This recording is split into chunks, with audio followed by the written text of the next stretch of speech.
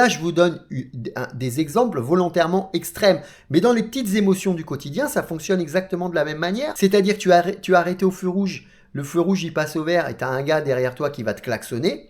Ta première réaction, elle va dépendre de ton évaluation ici dans la formule des émotions.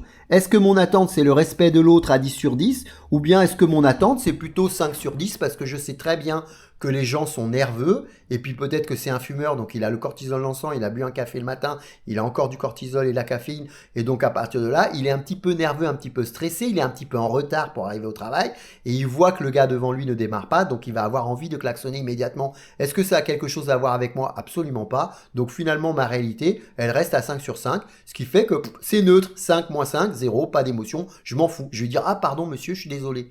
Si en revanche tu es sur quelqu'un qui attend le respect à 10 sur 10 en attente, qui veut pas que les gens le klaxonnent parce que quand il considère que quand les gens vont le klaxonner, c'est parce qu'il ne le respecte pas et c'est lié à lui, c'est à cause de lui, alors que la plupart du temps ça n'a rien à voir, les gens font tout dans leur propre intérêt.